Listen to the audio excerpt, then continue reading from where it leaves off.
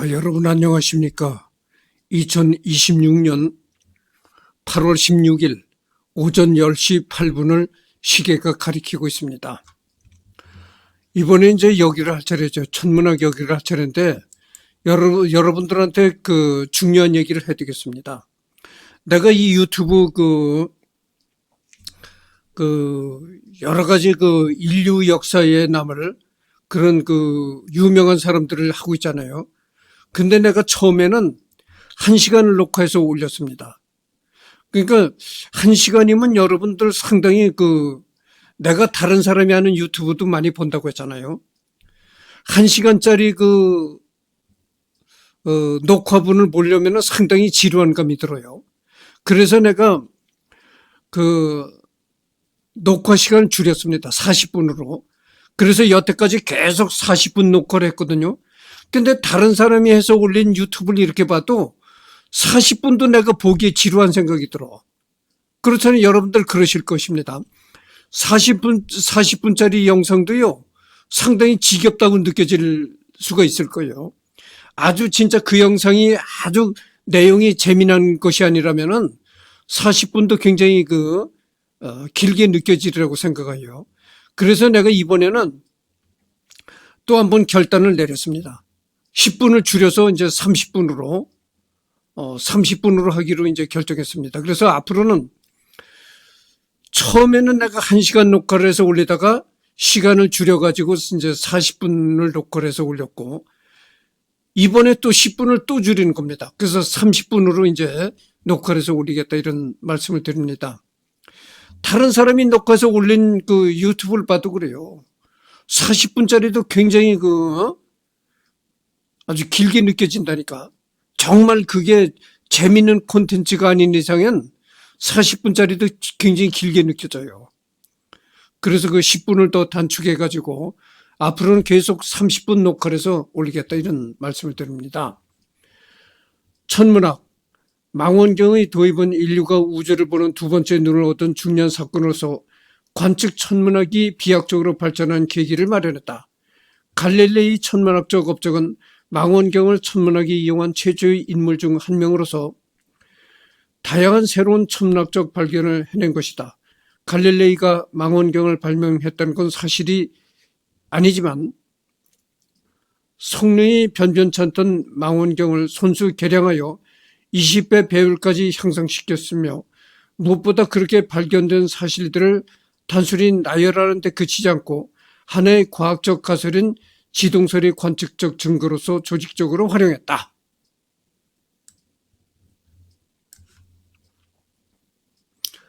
그렇죠. 망원경이 발달함으로써 오늘날 천문학은 비약적인 발전을 일으키게 된 겁니다. 그리고 여기 보면은 갈릴레이가 망원경을 발명했다는 것이 아닙니다. 갈릴레이가 망원경을 처음 발견한 것이 아니고 갈릴레이 이전서부터 망원경이 있었는데 갈릴레이가 더욱 망원경의 성능을 이제 획기적으로 개량했다 이런 얘기가 되는 거죠. 시데레우스 눈치우스는 망원경을 이용한 천체 관측 내용을 담은 최초의 과학 서적으로 천문학의 새로운 지평을 열었다. 이 책은 출판된 지 얼마 지나지 않아 유럽 전역에서 센세이션을 일으켰고 갈릴레이는 과학자로서 큰 명성을 얻게 된다. 망원경을 이용한 그의 새로운 발견들은 수천 년간 맨눈으로 관측한 결과로만 형성된 기존 우주관에 중대한 타격을 주었다. 갈릴레이는 이것을 뚜렷이 인식하고 지동설을 뒷받침하기 위한 의도적인 연구를 하였다. 갈릴레이는 목성의 가장 큰 뇌위성, 즉 갈릴레이 위성이라고 통칭하는 이오, 유로파, 가니메데, 칼리스토를 발견하였다. 이 발견은 지구를 돌지 않는 천체의 존재를 최초로 확인한 것으로서 당시까지 모든 천체가 지구를 중심으로 돈다고 가정했던 프톨레마이오스의 천동설 기반 우주관을 크게 흔들었다.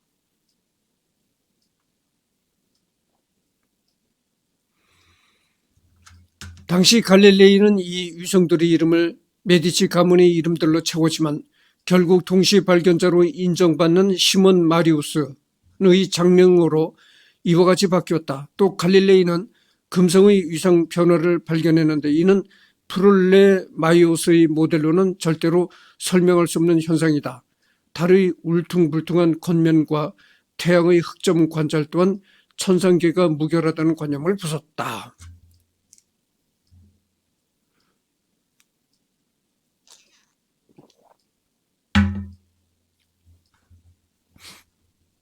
이게 이제 초창기의 망원경이라고 하네요.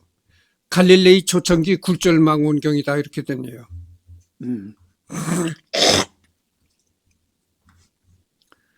그 위에 은하수가 수많은 별들의 모임임을 관찰하며 토성의 고리를 처음으로 관측했는데 성능 이슈로 고리를 여러 차례 관측했음에도 고리의 구조를 명확하게 인지하지는 못하고 모양 변화에 따라 팔, 위성체 등으로 인식했다. 또한 해왕성에 대한 관측 기록도 처음 남겼는데 이것은 해왕성이 진짜로 발견된 다음에 사후적으로 밝혀진 것이다. 당시 갈릴레이는 이 별이 이상한 움직임을 어느 정도 인지했지만 끝내 행성임을 인지하지 못하여 그를 최초 발견자로 인정하지는 않는다. 지동설을 확고하게 믿는 갈릴레이 안목은 시대를 앞서 나간 것이었다. 갈릴레이가 구상한 지동설은 앞서 설명한 관측적 증거와 더불어 주로 자신이 젊었을 때 연구한 역학책에 연결되어 있다.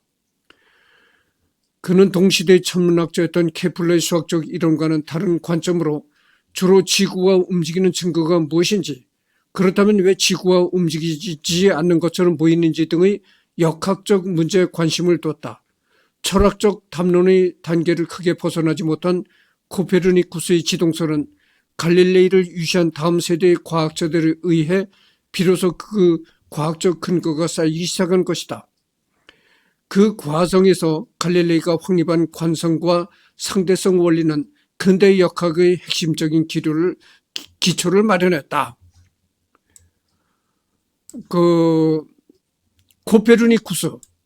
이 코페르니쿠스가 처음으로 이제 코페르니쿠스가 지동설을 주장했다고 했잖아요.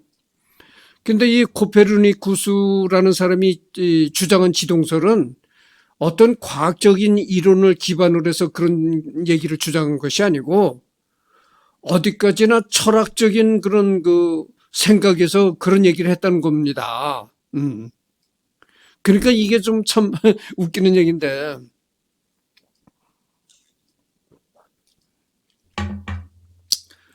어떤 뚜렷한 과학적인 근거를 가지고 이런 지동설을 얘기를 한 것이 아니고 철학적인 관점에서 한 얘기인 것이다 이런 얘기예요. 그런 것을 이제 갈릴레이 시대에 와가지고 이 철학적인 시각이 아닌 과학적인 시각으로 지동설을 주장했다 이렇게 되는 거죠. 그래서 이제 여러분들 생각해 보세요. 여기 이런 얘기가 나오는데 땅이 움직인다. 여러분들 땅이 움직인다고 어떻게 그런 걸 느끼나요? 내가 딛고 있는 땅이 움직인다는 걸 느낍니까? 느끼지 못하잖아요. 우리는 언제나 땅이 고정되어 있는 것으로 느끼는 것이지. 예? 땅이 움직인다고 느낄 사람이 누가 있느냐 이거예요. 여기도 이런 얘기가 나오는데 그렇잖아요. 그렇다면 왜 지구가 움직이지 않는 것처럼 보이냐? 아니 땅이 돌아가는데 그럼 왜 그 땅이 돌아간다는 걸 우리는 왜 못 느끼느냐? 이런 문제까지 이제 제기가 됐던 거예요. 그렇잖아요, 여러분들. 아니 땅이 움직인대?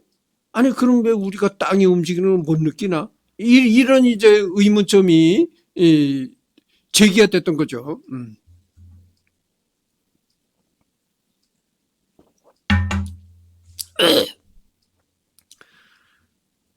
당연한 의문점이죠. 그러나 갈릴레이 지동설에는 무시할 수 없는 문제점도 많이 발견된다. 그는 종교 재판에서 심판관들에게 지구가 움직인다는 것을 납득시키지 못했을 뿐 아니라 자체적인 오류도 상당히 많이 저질렀다. 예를 들어 갈릴레이 학설에서 가장 중요한 대목은 조속 현상이 바로 지구 운동의 증거라는 것이었다. 이것이 사실이라면 지동설은 자동으로 증명되는 셈이지만 실제 조속 현상은 달의 중력에 의한 것이기 때문에 갈릴레이 이론은 틀린 것이다. 심판관이 갈릴레이 주장을 거부한 것은 당시에 보기에도 갈릴레이 학설은 실제 조속 현상의 많은 부분을 설명하지 못했기 때문이기도 하다. 대표적으로 지구 자전의 주기는 12시간이지만 조속 현상의 주기는 6시간이었다. 갈릴레이 앞서 중력의 개념을 대략적으로 구상했던 케플러는 이미 조속 현상의 원인으로 달의 중력을 짚었다. 달의 중력을 짚었으나 대화 1632에서 갈릴레이는 조속 현상의 원인이 달일 가능성을 혹독하게 비판했다. 이는 뉴턴의 만유의 인력을 당대의 일부 학자들이 거부한 주요 원인이기도 했던 세상의 전부를 역학적 상호작용으로 설명하려 한 당대의 학문적 풍토와 관련이 있다. 당시에 보다 보편적으로 인정되는 논리라면 연주 시차를 발견하는 것이었겠으나 이것은 당대는 거의 불가능한 일로 요하네스 케플러의 스승이자 당대의 가장 위대한 천문학자 중 한 명인 티코 브라헤도 결국 발견하지 못했을 정도다. 또한 갈릴레이는 몇몇 군데서 아리스토텔레스의 관념을 고수했는데 대표적으로 천체가 원 운동을 해야 한다고 여긴 갈릴레이는 행성의 궤도를 타원으로 묘사한 케플러의 학설을 가볍게 무시했다. 이런저런 오류가 겹쳐 갈릴레이는 이론 천문학에서는 후대 중요한 업적을 남기지 못했다. 이 갈릴레이도 지동설을 주장했긴 했지만 그러나 이 갈릴레이도 완벽한 과학적 이론을 근거로 제시하지 못했다 이런 얘기가 되는 거예요. 그건 내가 방금 전에도 얘기를 했지만 코페르니쿠스는 과학적인 근거에서 지동설을 주장한 것이 아니고 철학적인 관념에서 지동설을 주장했을 뿐이고 그 후손이었던 갈릴레이도 지동설을 주장했지만 갈릴레이조차도 아주 정확한 과학적인 근거를 제시하지 못했다 이런 얘기죠. 그냥 막연하게 그러니까 아주 정확한 과학적인 이론을 근거를 제시하지 못했다고 하니까 그냥 막연하게 지구는 움직이는 거다. 막연하게 그렇게만 이제 생각했다 이런 얘기죠. 그래서 여기 이제 조속이라는 얘기도 나오는데 조속이라는 게 뭡니까? 민물이 들어왔다가 또 나가고 이런 걸 조속이라고 하잖아요. 바다의 그 밀물과 썰물 이걸 조속이라고 하는데 그럼 그 밀물과 썰물이 왜 생기겠어요? 달의 중력 때문에 생기는 겁니다. 달에도 이 중력이 있거든요.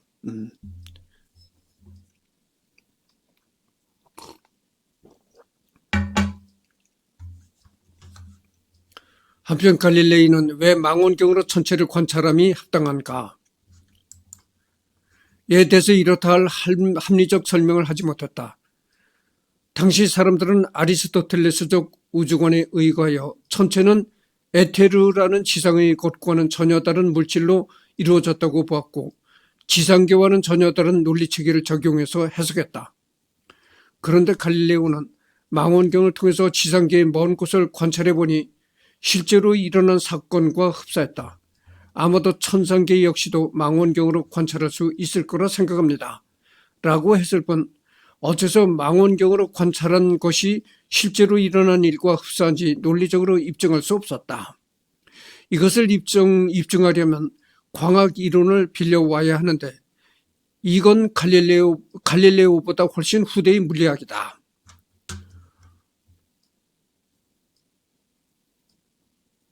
그래서 이제 망원경으로 이렇게 먼 거리를 본다 이거죠.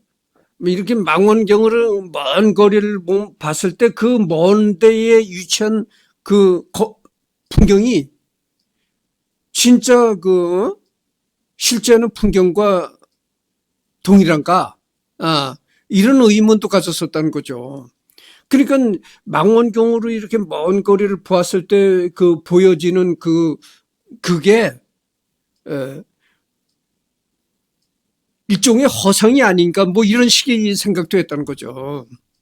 그런데 그러면 먼 곳을 봤을 때 보여지는 그 풍경이 진짜 실제하는 풍경과 동일하다는 거를 어떻게 증명할 수가 있느냐. 그 당시에는 이런 걸 논리적으로 증명할 수가 없었다는 거죠. 그래서 이제 그 후대 이제 물리학이라는 학문이 발전하고 그래서 이제 그를 이제 논리적으로 증명할 수 있었다 이런 얘기입니다. 이게 참 여러 가지로 참 재미있는 얘기입니다. 그러니까 이게 우리가 이걸 읽어보면 알 수 있는 게 뭐냐면은 어떤 과학적인 논리가 형성이 되려면은 우리가 하늘을 보고 우주를 관찰하는 걸 이제 천문학이라는 학문으로 논하잖아요. 그러면 그 단순한 천문학이라는 그 논문으로만 우주를 규명하고 별자리를 관찰할 수 있을까? 그렇지 않다는 거죠. 천문학 플러스 그 다음에 또 거기에 해당되는 게 물리학 플러스 또 무슨 학문이 플러스가 되어야 될까요? 수학. 그러니까 어떤 과학적인 우리가 별자리를 하나 본다고 하더라도 천문학이라는 학문 한 가지만으로는 안 된다 이런 얘기죠. 플러스 거기에 물리학적인 이론이 동원이 돼야 되고 플러스 거기에 수학적인 이론이 또 동원이 된다는 얘기예요. 그래서 여러 학문의 이 논리들이 여러 그 관련 있는 학문들의 논리들이 이렇게 아우러져야 정확한 그것을 과학적인 논리가 형성이 된다 이런 얘기입니다. 참 이게. 그래서 내가 이 영상을 녹화하기 바로 전에 그랬잖아요. 예전까지는 내가 처음 이걸 할 때는 1시간을 녹화했는데 시간을 줄여서 40분을 계속 녹화해서 왔다. 근데 더 시간을 줄여가지고 10분을 줄여가지고 이제 30분만 한다 이렇게 내가 얘기를 했습니다. 지금 이 17분을 지금 경고하고 있습니다. 역각 무엇보다 내가 중요하게 여기는 것은 이로써 광대하고도 대단히 뛰어난 과학으로의 길이 열렸다는 것이다. 나의 연구는 단지 시작에 불과할 뿐이며 다른 뛰어난 이들이 나의 것보다 더 예리한 방법과 수단을 이용하여 그 첨단을 개척할 것이다. 내가 지금까지 제시한 원리들은 수학자들이 공인하고 있으며 또한 온갖 실험들을 통해서 확인되었다. 처음의 두 운동 법칙들과 두 딸린 법칙들을 써서 갈릴레오는 물체가 떨어지는 것이라는 시간이 제곱에 비례하고 투사체의 운동이 포물선을 그린다는 사실을 발견해냈다. 공기의 저항 때문에 움직임이 조금 늦어지는 것을 제외하면 이 두 발견은 경험과 일치한다.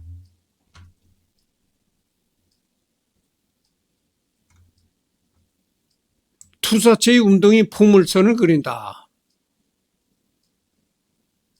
이제 아이작 뉴턴이 이런 말을 했다는 거죠. 여러분들 뉴턴 알잖아요. 만유 인력을 발견한 뉴턴. 뉴턴이 이런 얘기를 했다는 건데.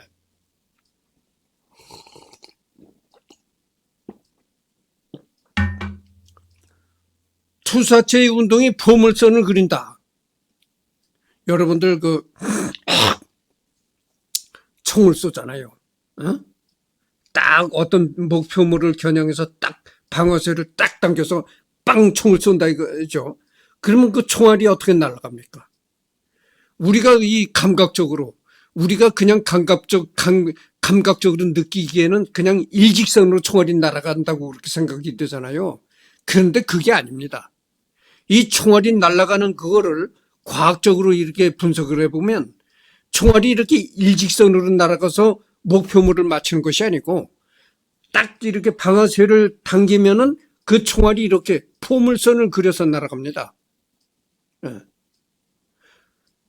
이렇게 이 타원형의 형태를 띄면서 날아가가지고 이 목표물을 맞추는 것이지 직선으로 날아가는 것이 아닙니다.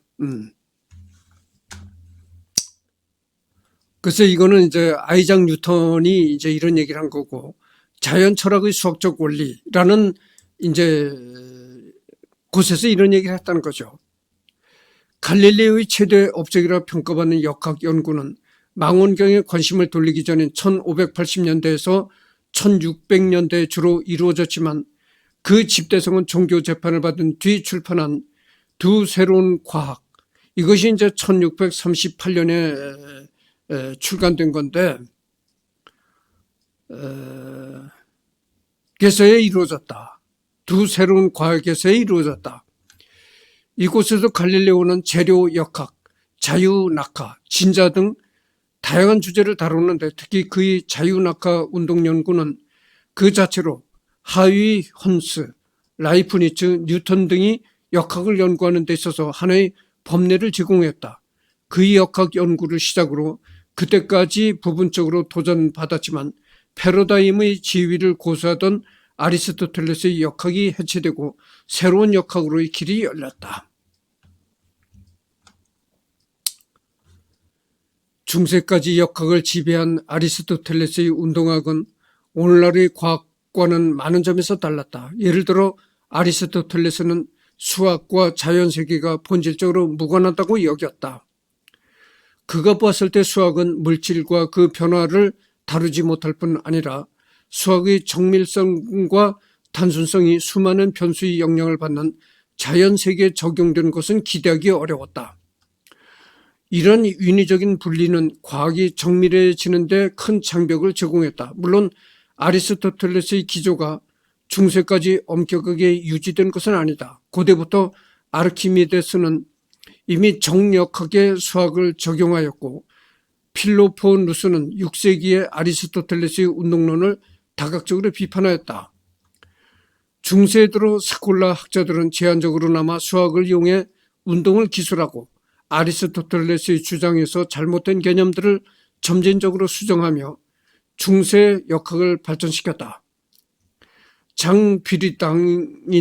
장뷰리당의 임페투스 이론이나 등가속도 운동의 수학적 성질을 발견한 니콜 오렘 등 가속도 운동이 자유낙하 운동에 대응된다고 제안한 도밍고 데 소토 등의 연구가 대표적이다.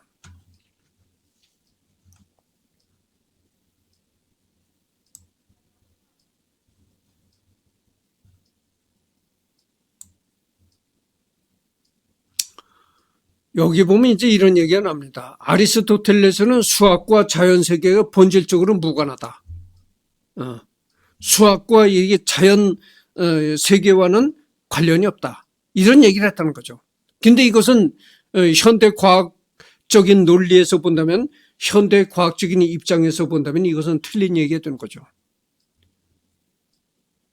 이 모든 자연의 현상도 이 수학적인 어떤 룰을 가지고 있는 겁니다. 그렇잖아요. 그러니까 그렇기 때문에 바로 이 수학과 과학이라는 것은 불가분의 관계가 되는 거예요. 그렇지 않고 아리스토텔레스가 말한 것처럼 수학과 자연과는 본질적으로 관계가 없다, 이렇게 되면은 그거는 현대 과학은 수학과 관계가 없는 거다, 이렇게 얘기가 될 수밖에 없는 거예요. 그러나 그렇지 않은 거예요. 여러분들 미국 나사에서 미 항공우주국에서 이제 달이나 화성에다 로켓을 쏘아 올리잖아요. 거기에 얼마나 고차원적인 수학이 들어간 줄 아십니까? 굉장한 고차원적인 수학이 들어가는 거예요. 그래서 이제 과학과 수학은 정말 뗄래야 뗄 수 없는 겁니다. 지금 그 24분을 경과했습니다. 갈릴레오가 활동하던 시기는 과학자들이 유력 가문의 후원을 받고 탄도학 등 새로운 기술에 대한 연구가 발전하는 등 다양한 요인에 의해 기존의 학문적 전통이 새로운 국면을 맞고 근대 과학의 기틀이 형성된 시기다.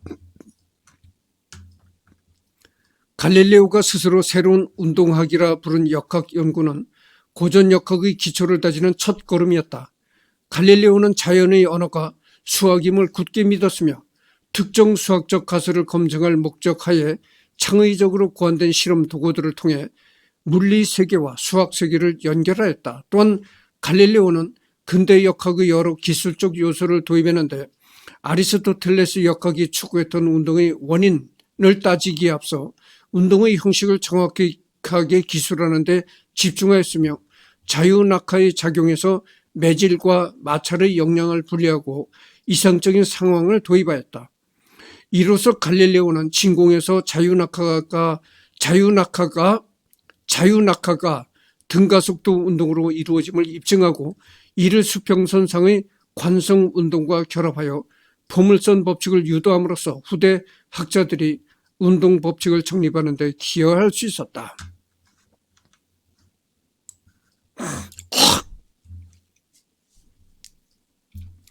여러분, 내가 예전에도 그 라이프니츠에 관해서도 얘기한 적이 있었잖아요. 라이프니츠가 수학자입니다. 수학자이면서 철학자이기도 했는데, 여러분들 말이죠. 내가 학교 다닐 때 수학을 배우면서 느낀 점이 뭔 줄 아십니까?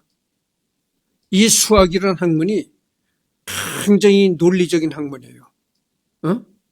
논리적인 학문이라는 걸 내가 깨달았어요. 그래서 학교에 가면 말이죠. 고등학교 정도에서 배우는 수학도 이게 고차원의 수학입니다. 뭐 반드시 대학에 가서 수학을 전공하지 않아도 고등학교 정도 과정에서 배우는 수학도 상당히 고차원적인 수학이다 이 말이죠. 그러면 그렇게 고차원적인 미분, 적분, 또 1차 방정식, 2차 방정식 그런 게 도대체 사회에서 무슨 소용, 그런 걸 배워가지고 사회에서 무슨 소용이 있느냐. 이렇게 얘기를 하는 사람들이 있어요. 우리가 실생활에서는 그런 게 쓰일 일이 없어요. 그렇지만 왜 그 수학이라는 그 학문을 애들이 배워야 하느냐. 난 바로 이런 데에 있다고 봅니다. 이 수학이라는 학문을 배우게 되면요. 사람이 논리적으로 생각할 수 있는 사고력이 생깁니다. 예를 들어서 말이죠. 내가 그 고등학교 수학을 배우면서 느낀 것이 수학이라는 학문이 정말 논리적인 학문이라고 내가 깨달았어요. 예를 들어서 이 덤벙대는 사람, 성격이 덤벙대는 사람들 있잖아요. 아니 한 걸음도 못 뛰었는데 서너 걸음을 뛸 수가 있나요?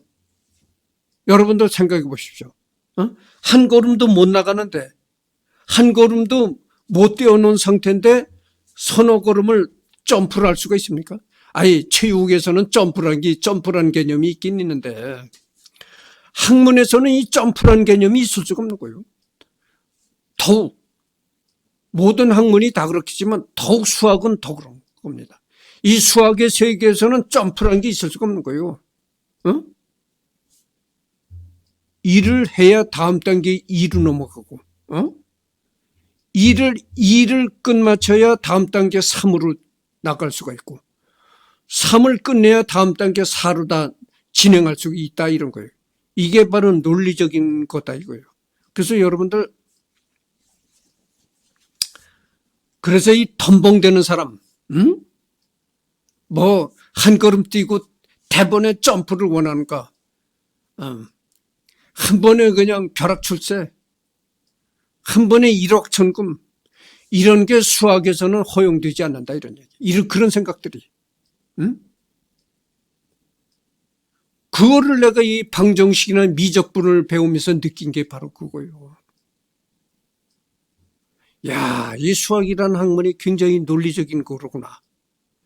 논리적 사고를 요구하는 거로구나. 이런 걸 내가 깨달았다니까. 내가 여러분들한테 누누이 얘기를 했잖아요. 내가 수포자였었다고, 수학을 못했었다고 내가 얘기를 했었잖아요. 어쨌든 수학이라는 건 못했지만 어쨌든 내가 수학을 배우면서 느낀 게 그겁니다. 야, 이 수학이라는 학문이 상당히 그 논리적인 학문이로구나. 이런 걸 느꼈어요. 그래서 이제 그렇게 논리적인 학문이기 때문에 덤벙대는 사람, 뭐 1억 천금을 노린다거나 벼락 출세를 한다든가 이렇게 이런 사고방식을 가진 사람은 그런 이 수학이라는 학문이 맞지 않는다. 이런 생각을 내가 했어요. 굉장히 이 수학이 논리성을 요구하는 그런 학문입니다. 그랬던 걸 말씀드립니다. 그래서 지금 내가 녹화하는 시간을 줄이겠다고 했잖아요. 그래서 30분을 경과했습니다. 그래서 이제 이번 시간에 이것으로 끝을 맺고 다음에는 이 자유낙하 운동을 또 하도록 하겠습니다. 그래서 내가 계속적으로 얘기를 합니다만은 처음에는 내가 1시간을 녹화했는데 보는 사람은 1시간 녹화를 보려면 지루한 감이 든다 이거죠. 그래서 이제 20분을 줄여서 40분 녹화를